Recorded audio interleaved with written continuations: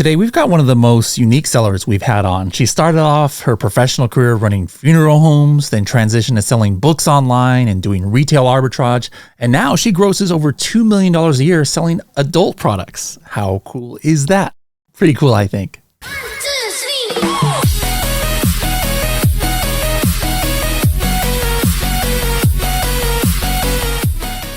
What was your gross sales yesterday, last week, last year?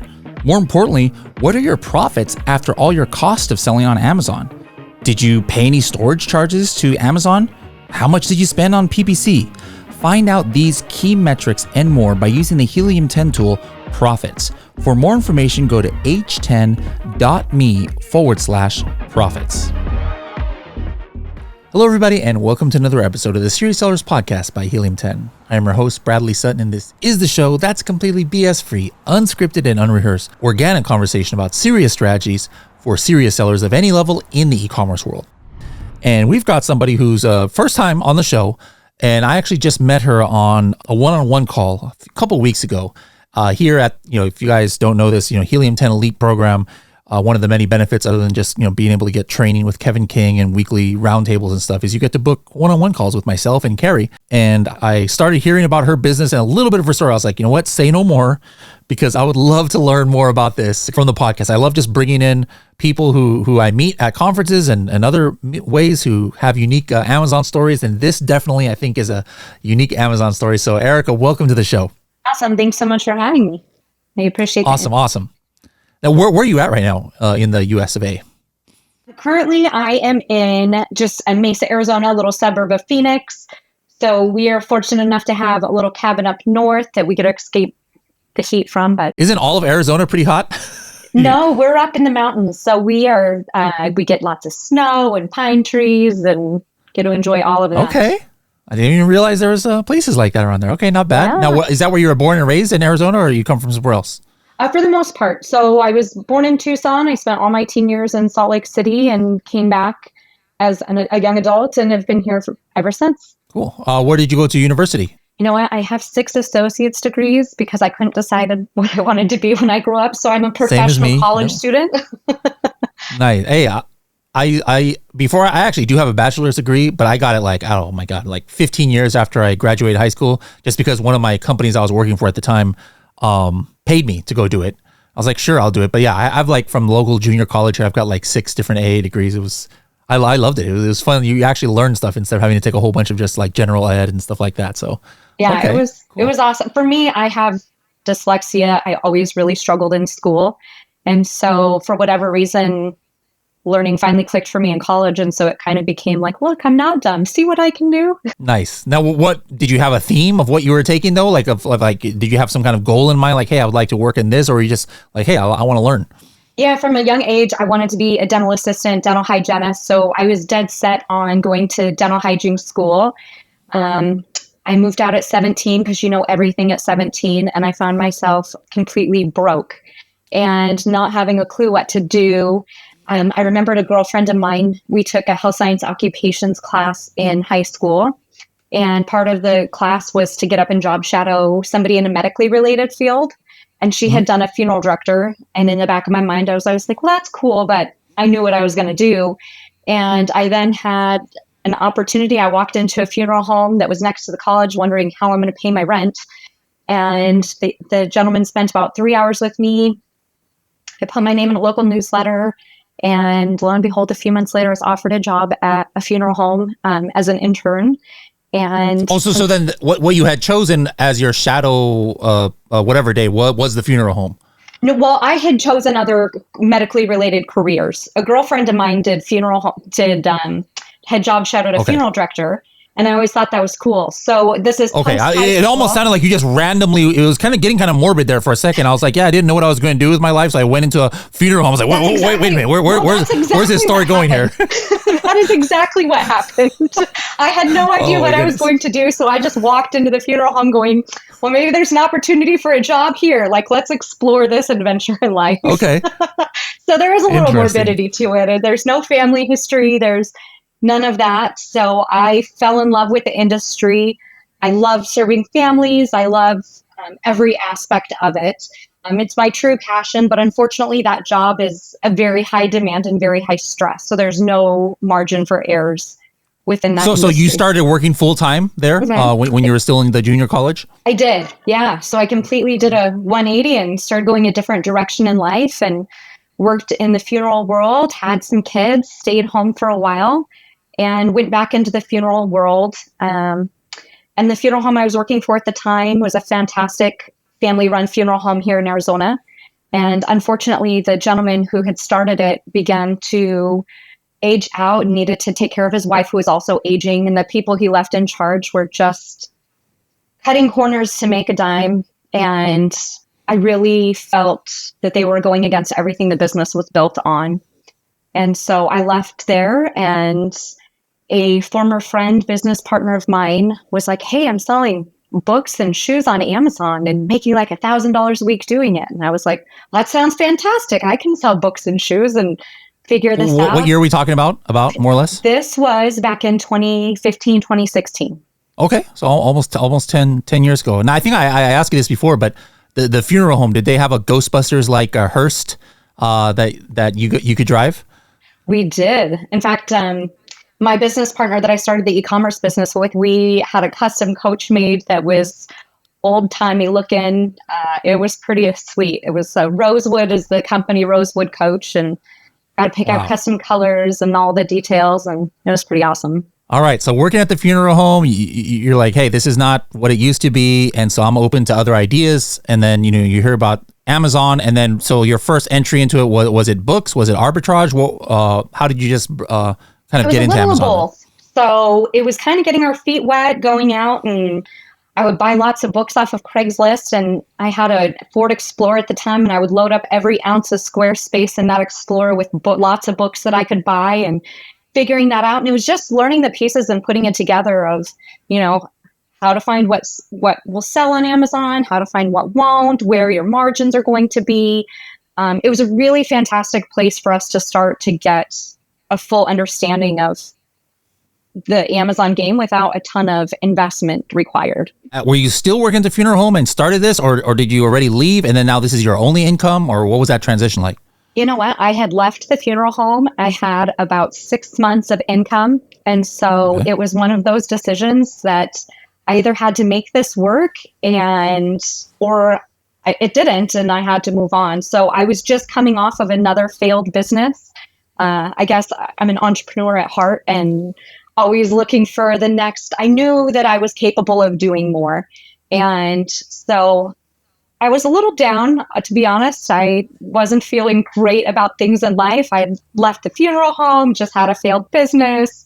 And so this was kind of I have nothing left to lose and all or nothing. And so I made the best of it over 6 months and was able to more than replace my income at the funeral home and decided to run with it and see how far I could take it and where we could go. So in that first year of selling on Amazon, or first of all, was it only Amazon, or were you also selling other websites, or we're just talking about Amazon here? I was exclusively Amazon. How much did you gross in the first year and then profit off of that?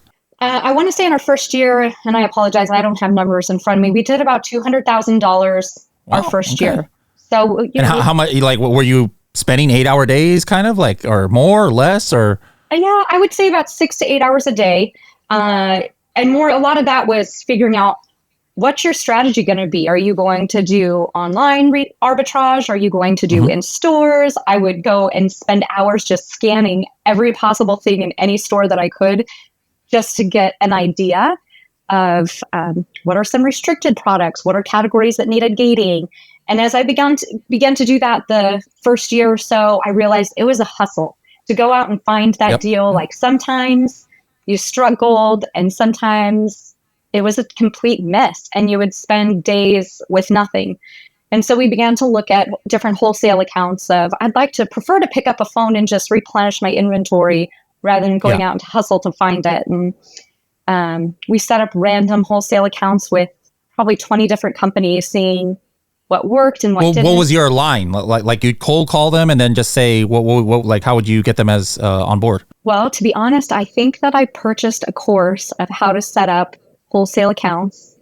I want to say it was like $1,000 or $1,500. And in turn, they're like, here's this list. And I think I bought a list off of them. And they're like, but be prepared to be told no 90% of the time. And I was like, yeah, no problem. I'm willing to make all these phone calls and see where it goes. And so as I began to make these phone calls, every single person said yes to setting up a wholesale account. Now, I think times are a little bit different today than it was back in 2016 when I did this.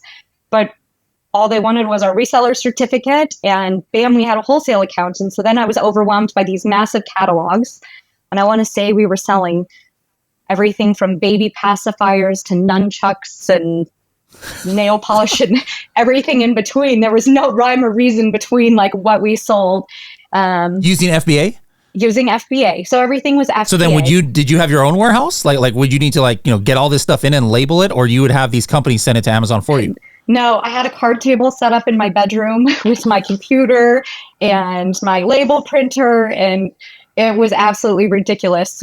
I'd fill my entire living room with boxes, and it was one at a time, opening them up, and I couldn't even afford the $8 pickup for UPS to come get it. So then I would load my car and carry all of it in, and it was, it was a hustle. It was an adventure. It was bootstrapping it, figuring it out.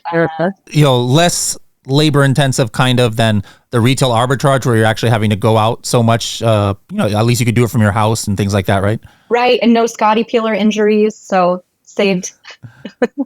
Okay, and then how did that progress? Did you just kind of like transition to only wholesale and cut out the books and arbitrage, or what was your? We did. So we transitioned into wholesale exclusively, and at that time we began to see a lot of these manufacturers had MAP pricing in place, so minimum advertised pricing. Mm-hmm.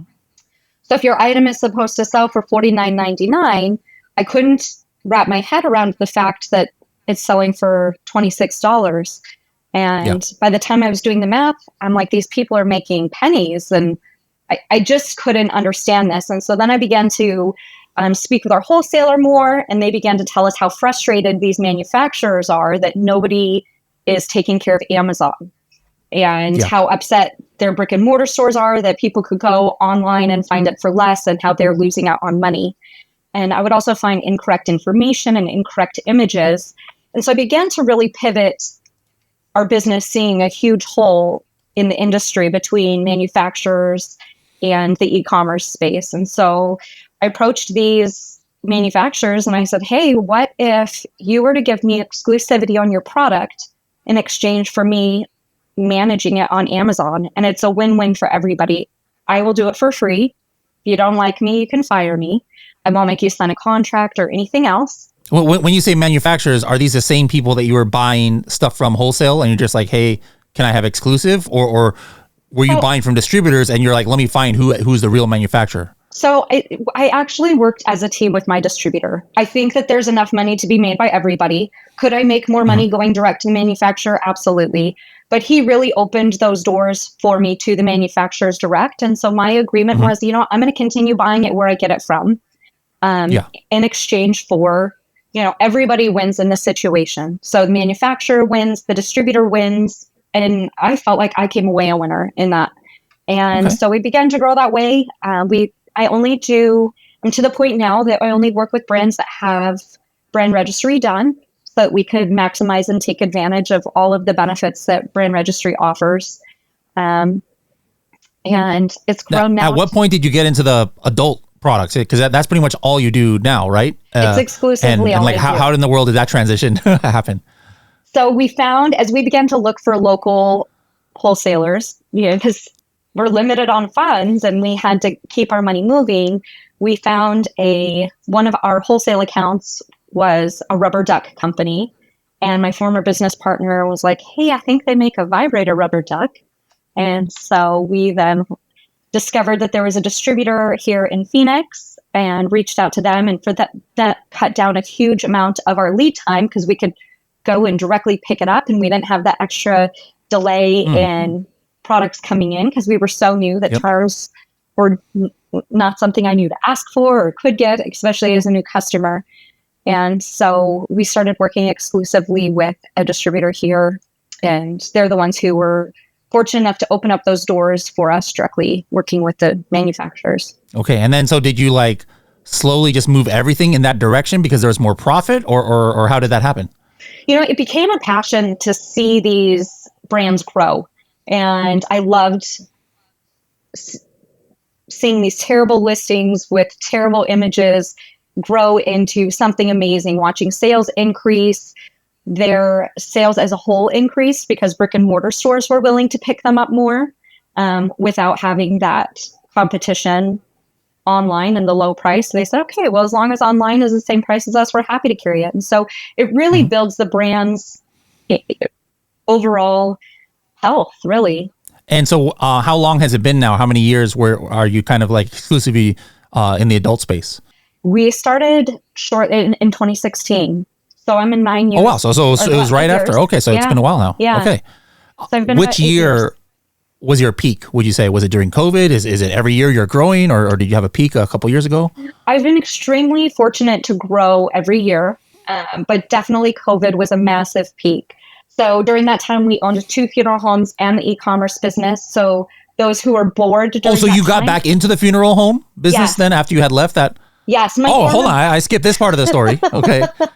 My former business partner had owned a funeral home in Sun City, and we had partnered on the e-commerce business together. But I was the one who'd built the e-commerce business, and we decided to open a second funeral home and said, well, if we're going to do that, let's partner on everything. And so we did. Unfortunately, about 2.5 years ago, we just went our own directions in life. Okay. And I continued the e-commerce business. And he went on his own direction. Interesting. What do you think you're going to end this year sales wise? If we're over halfway through the year, what do you think you'll end up gross? I think we'll be a little over 2 million this year in gross sales. Okay. Wholesale is obviously different kinds of profit margins and stuff. What's your target profit margins after all your expenses of what you're trying to clear, so that you know whether you can take on this product or this account? What do you target? Well, if Amazon would quit upping their fees, it would be a lot better. Our goal is around 30%. Good Lord. That's a lot. That's more than private label even sometimes. Yeah. Interesting. Okay. It's a niche that really, I think that anybody can go into. I don't know about anybody, but well, it's definitely an avenue that others can pursue. There's so many small companies out there that really their attention needs to be focused on building their brands and marketing and expansion and growth, that if you're able to reach out and add some value and take on this piece to them, a lot of the companies I work with are small mom and pop companies, and they've really become family. And that's the part that I think that I love the most, is the relationships that I have in the industry. So truly everyone has become family. Now, are you still going out there and looking for more accounts, or is all your growth just from growing the accounts that you do have? What can you attribute your growth to? For the most part, my growth, I think, has contributed towards just doing the right thing. I don't pursue any new accounts. I do have people who approach me often, and I'm very selective on who I work with at this point. Are you at the point now where, you had said before you only talk to people that already have brand registry, but are you the one who's like making the list, let's say that, you've been working with somebody for a year and they're like, hey, I've got this, Pocket Rocket 3.0 that's coming out, brand new launch. Now, are you the one who's making the listings and organizing the photography and the launch strategy, that stuff, or you just work with? Okay, so it's almost as if you're running it like a private label. Correct. Even though it's not your private label, but it's like you're not just buying product and reselling it. You're doing the steps that a private label seller would do. Okay. Yeah. So I'm doing all of those steps. These are their babies, so they've poured their blood, sweat, and tears into building their brands and their product. And my goal is to grow them the way that they want to see it done. So I don't do anything that they're not okay with. I work closely with everybody and provide them annual reports. Here's where they're at. Some want quarterly reports, want to see growth. Here's where we're struggling. Here's a higher level of returns on this product. Let's try to figure out why. And so we really work together in growing this. And so I feel like it's a huge honor and a huge privilege to be given this level of trust. tell the audience about like some of the differences of selling in this category compared to, the average category where you can pretty much, do anything you want. What are some of the restrictions as far as that goes in the adult category? One of our biggest challenge is the lack of ability to advertise. So there is no advertising allowed. They are extremely restrictive on images. That's been probably my biggest challenge lately, is that I'll have some images published on one variation and they block my images on another variation. Why? Who knows? It's Amazon. We don't know why they do what they do most of the time. Sure. Language is extremely important. There's a lot of words that unfortunately we can't use in writing copy. Like obviously there's words that, adult words that a non-adult category wouldn't want to use, because then you get classified as in the adult. But you're saying even if you are in the adult category, there's still limitations on the verbiage you can use. Correct. And we're even behind a virtual black curtain in that you can go into Amazon and there are listings that pop up who are not listed in the adult category, and eventually you get caught. So I really don't recommend it if you're looking for longevity on Amazon. But in order to even find sexual wellness products, you have to go under health and household, and then you can begin to search for them. And a lot of times then even you have to hit sexual wellness to locate items. Advertising obviously is what brings eyeballs to products. And especially when you launch, you might not be on top of page one right away. So you use advertising to get to the top of page one, and then hopefully your organic rank increases. But then now without advertising, when you have newer products, like how are you getting placed on, how are you getting to page one for your main keywords? Are you sending outside traffic? Is it just a slow roll that you cross promote your different products? What's your strategy there? It's a mix between all of the brands. So some brands, I have one in particular that they've completely built their entire branding off of social media. So he has a social media background and it's where he came from, and he decided to do a product launch thought it would be fun and see where he would take it, and had a ton of success with that. I have other brands that have been around for decades, and so people are very aware of the brand name and pursue it that way, and we'll highlight items within the storefronts.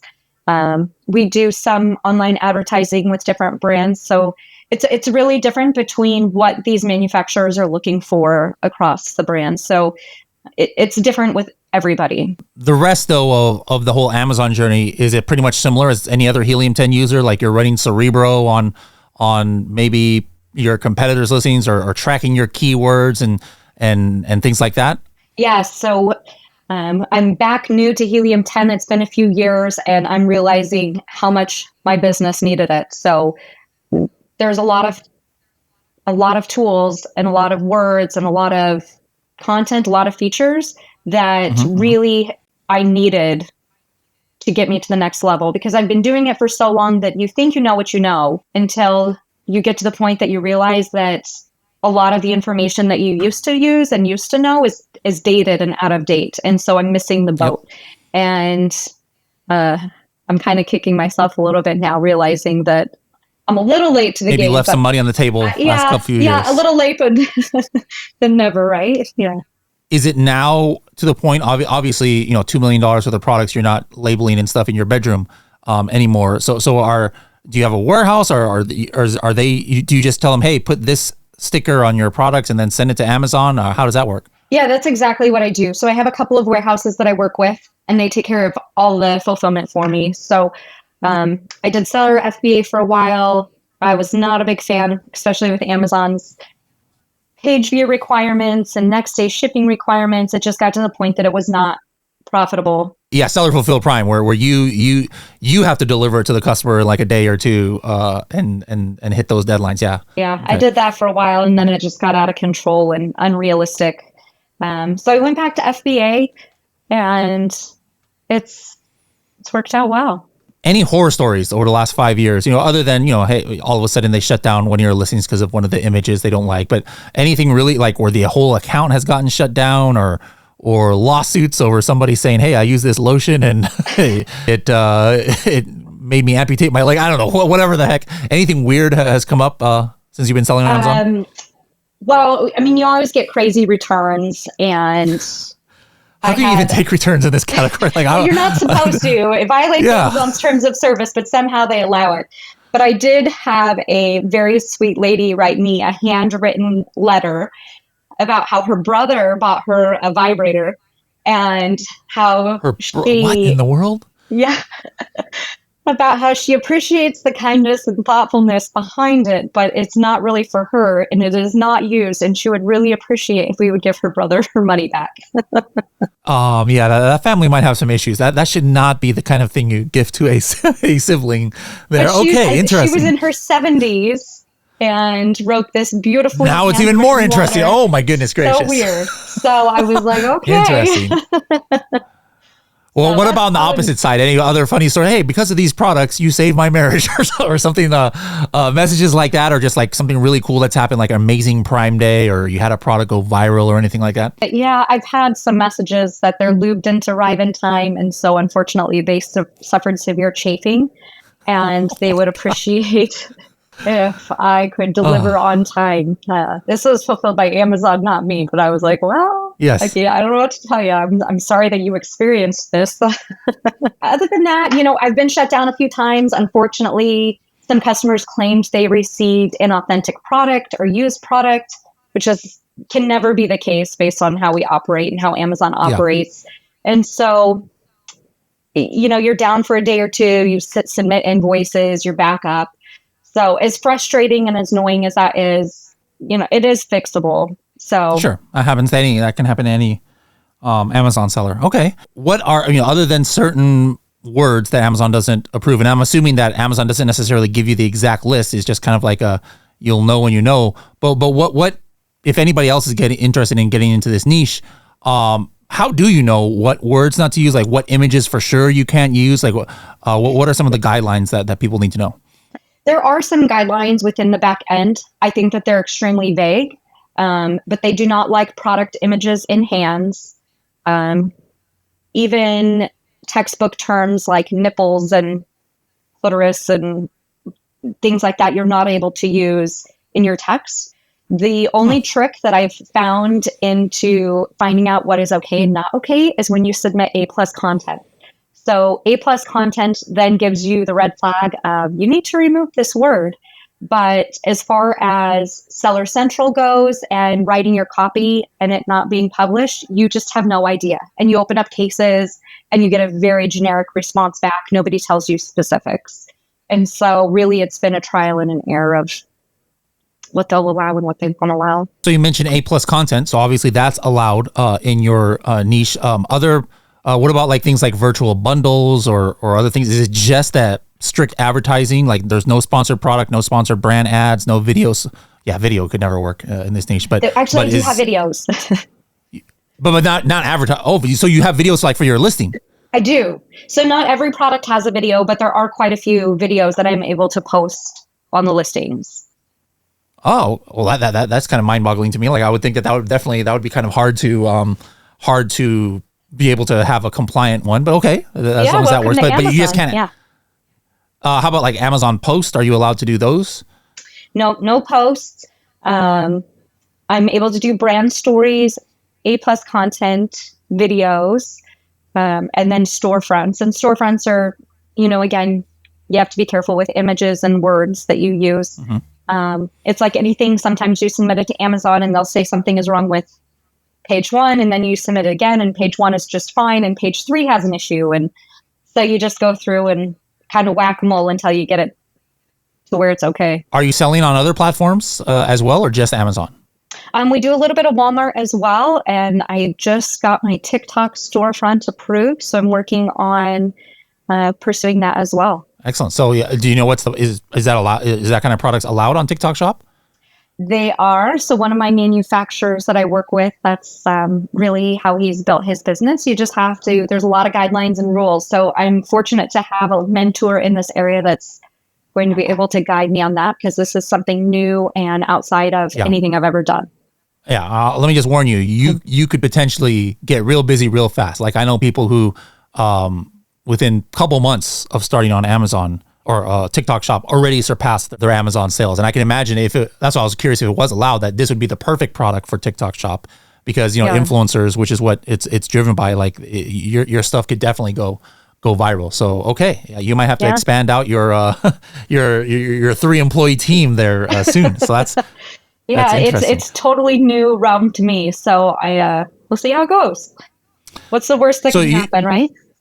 Yeah, right. So you referenced that, hey, you're happy you're back using Helium 10 now, and that you've noticed already some things that you could have been doing before. What are some of those things? Like what have you, even though you came in as like an experienced seller and then not having used Helium 10 for years, it's almost like as if you're a new Helium 10 user. So what were some of the things that have already kind of like changed up your SOPs on how you do things? So I love your keyword tracking and I love competitor tracking.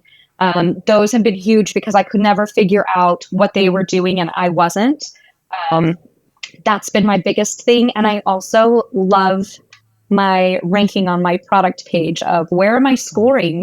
Some of my listings, I'm like, wow, I didn't realize how short I was falling here, or copy wasn't displaying. And so I'm going through and re-digging through everything as I go and finding it's allowing me to completely clean up my product catalog and to maximize every single word, every single image, every single phrase that I'm using to at least optimize where I'm ranking in keywords. If, I realize I'm missing out on opportunities of advertising, but let's maximize what I can do. What other strategies you think, just, here in brief, like that, you can say to anybody, regardless of what category they're in, that's really helped you, because it takes a special little something to be able to have a 3-person team and manage a number of SKUs you have and scale it to this amount. And at that kind of profitability, that's not something that just anybody off the street can do. So what are, a couple things that you think are working in your favor here?